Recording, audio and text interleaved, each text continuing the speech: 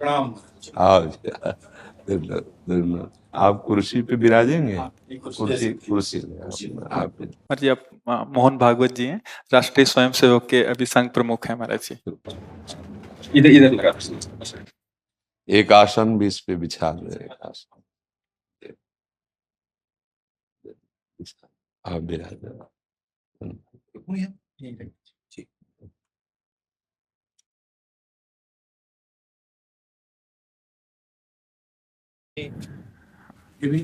हाँ, पहना दीजिए। राधा राधा दे दे। इधर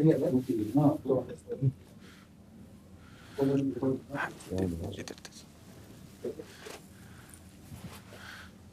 आप विराजिए। माला माला बस ऐसे रहने दीजिए, बैठ हम से अपनी शिव जी को प्रणाम करते।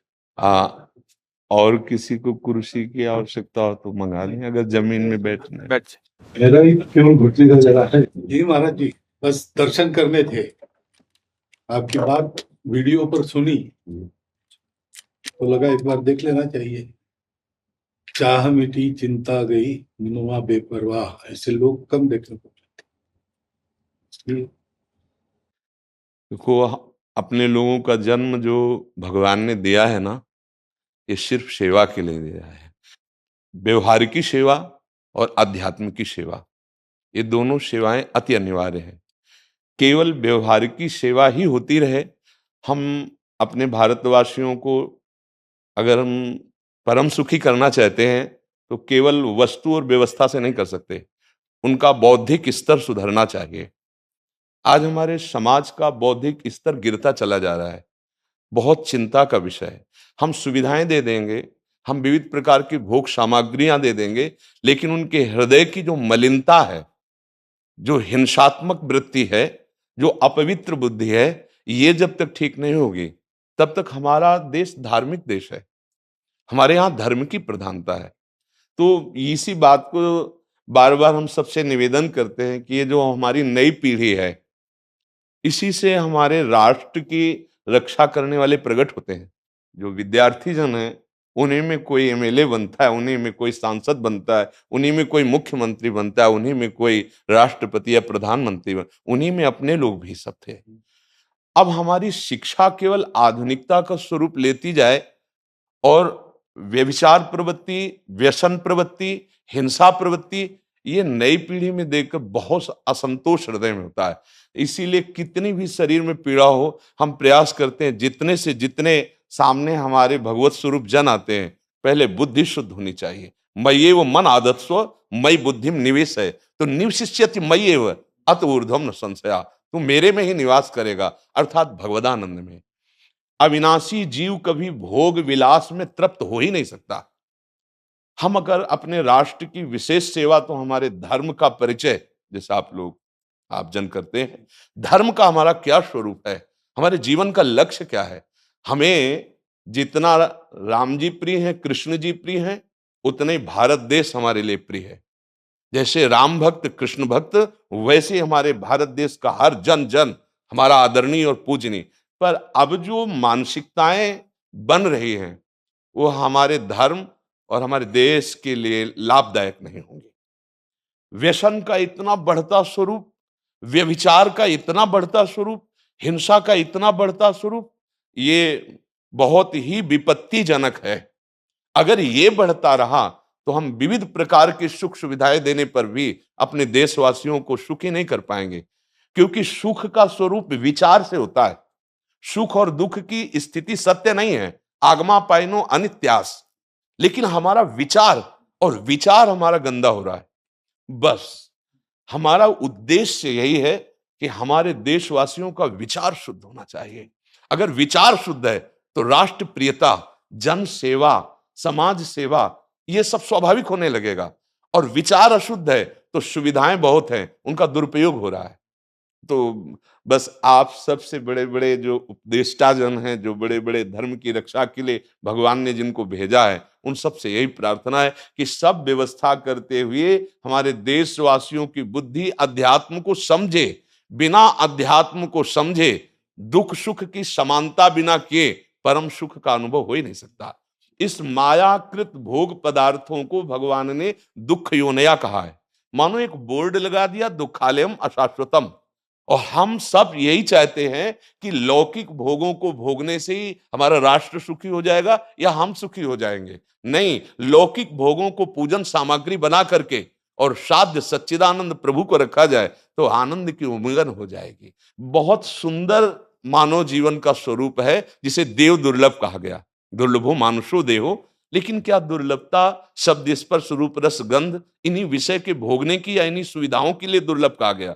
दुर्लभ है किसी सच्चिदानंद सुख के लिए। और उस सुख को तो हम भूले हुए, एकदम बहते हुए शब्द स्पर्श रूप रस गंध के प्रवाह में चले जा रहे हैं और इसी को सौभाग्य समझ रहे हैं कि हमें सुख प्राप्त हो रहा है। नहीं, हम सबसे प्रार्थना करते हैं कि आप अपने धर्म को समझिए।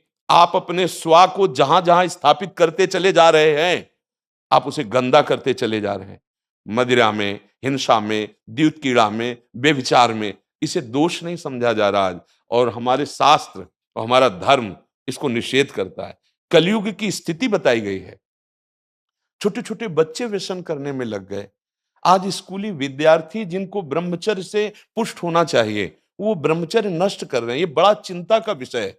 हमारे देश के लिए जो जवान चाहिए, हमारे देश के लिए जो भक्ति चाहिए, उसमें बुद्धि और शरीर बल दोनों होना चाहिए। शरीर बल क्षीण हो रहा है क्योंकि व्यभिचार प्रवृत्ति में बहुत कमजोर अवस्था में, जैसे गेहूं की फसल है और गलेथ में काट ली जाए तो न दाना मिलेगा न सही भूस मिलेगा। ऐसे ही 20 वर्ष की अवस्था तक यदि ब्रह्मचर्य नष्ट कर दिया जाए तो वो गृहस्थ के योग्य में नहीं रह सकता। राष्ट्र सेवा की क्या बात है। हमारे राष्ट्र सेवा के लिए बहुत विशाल हृदय की आवश्यकता है। हमारे शरीर को बहुत स्वस्थ रखने की आवश्यकता है, तभी हम समाज सेवा, राष्ट्र सेवा। तो शरीर और बुद्धि दोनों का स्वस्थ होना बहुत आवश्यक है। तो शरीर को तो नष्ट किया जा रहा है विषय भोगों में।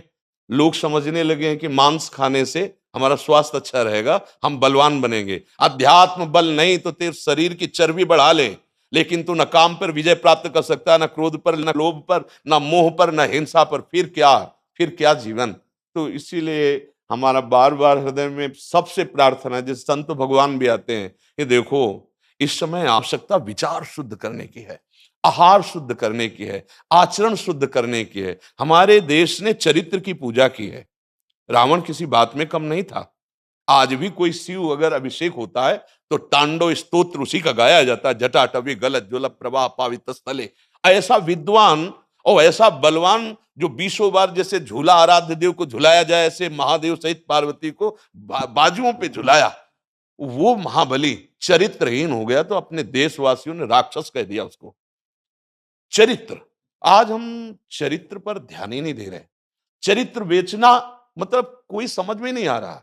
छोटे छोटे बच्चे चरित्रहीन हो रहे हैं। हमारा राष्ट्र संकट में पड़ जाएगा अगर हमारे बच्चे व्यवस्थित नहीं हुए, उनकी बुद्धि शुद्ध नहीं हुई, उनका स्वास्थ्य ठीक नहीं रहा। कौन आगे चल करके है? यही पीढ़ी तो है ना। इन्हीं में से तो निकलते हैं हमारे राष्ट्र भक्त, भगवत भक्त, देश सेवी। तो सबसे यही प्रार्थना है कि हमारे नई पीढ़ी को सुधारा जाए, उनकी मानसिकता, उनका बौद्धिक स्तर सुधरे, क्योंकि भगवान ने हमें सेवा के लिए भेजा है सबको। चाहे जितना एकांत गुफा में भजन करे, उसकी भजन की सिद्धि समाज सुधार में लगेगी। अगर समाज सुधार में नहीं हुई तो खास बात नहीं हुई। अपना उद्धार कर लेना कोई खास बात नहीं है। खास बात है अपने जीवन को सत्य और तप में तपा करके समाज को प्रदान कर देना। हाँ, विविध प्रकार से हमारे समाज को सुख पहुंचे, इसी में भगवान विराजमान है।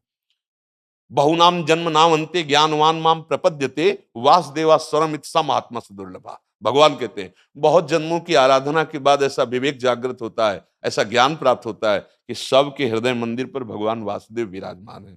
और यही अगर लक्ष्य बन गया तो संसार की सेवा करते हुए वो भगवान को प्राप्त हो जाएगा। ये संसार है नहीं, ये वासना वासुदेवस्य वासितम भुवनत्रयम् सर्वभूत निवासोस्मि वासुदेव नमोस्तुते। वो वासुदेव ही अपनी वासना, इच्छा, एको हम बहुत श्यामा विस्तार कर लिया है। यही जनाना है कि तुम साधारण देह नहीं हो प्यारे, तुम अविनाशी के बच्चा हो, जो चाहो कर सकते हो। पर तुम्हारी चाह गलत दिशा को चली गई। व्यसन छोड़ो, बेविचार छोड़ो, तो हमारी राष्ट्र सेवा में लगो, समाज सेवा में। बूढ़े बूढ़े माता पिता को जवान बच्चे निकाल दे रहे हैं।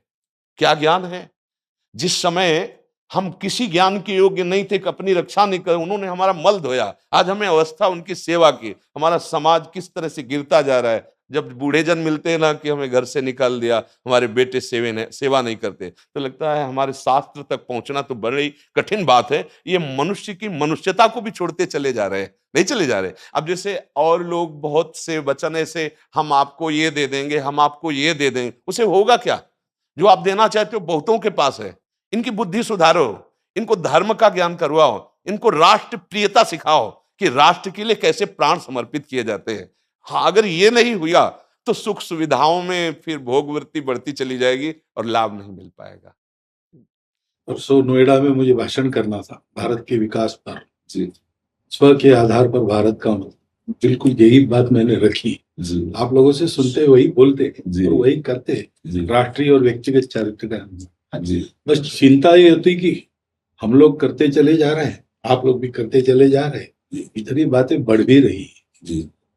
तो प्रयास तो हम करेंगे, निराश तो हम कभी होंगे नहीं, क्योंकि जीना इसी के लिए है, मरना है तो इसी के साथ मरना है।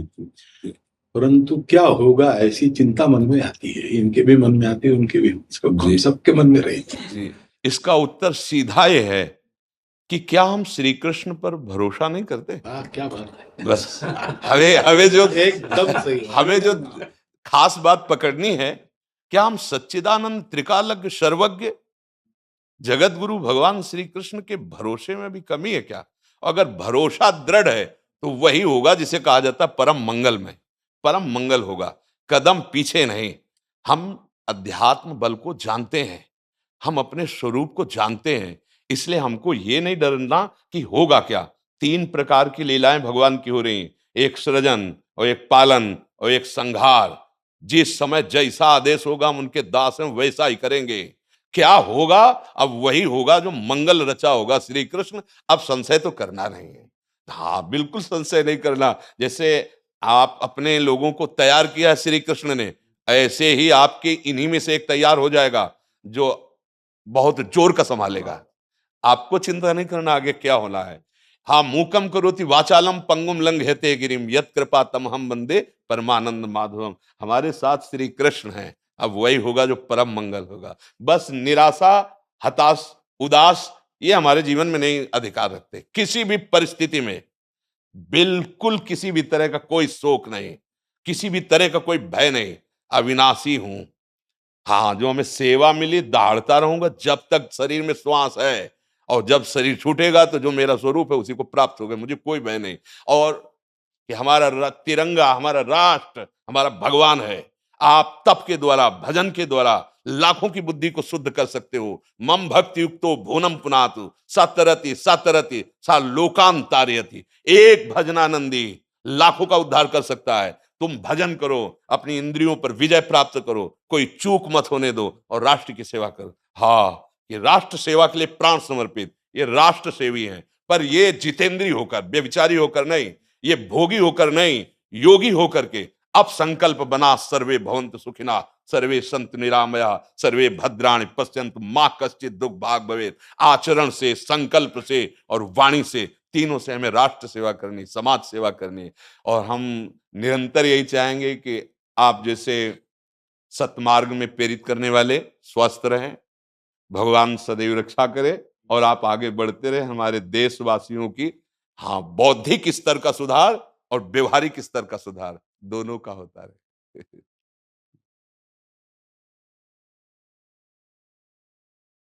आगे बढ़ो महाराज। अब जैसे सुनो, आप श्री जी का चुनरी प्रसाद लाओ और माला प्रसाद लाओ, प्यारी जी का प्रसादी वस्त्र आप इसे धारण करें जी। ये श्री लाडली जी महाराज का है जी, ये एक माला पहनाए। बहुत आनंद हुआ, बहुत उत्साह मिला, बल मिला, दृष्टि भी जो है वो और साफ हो गई।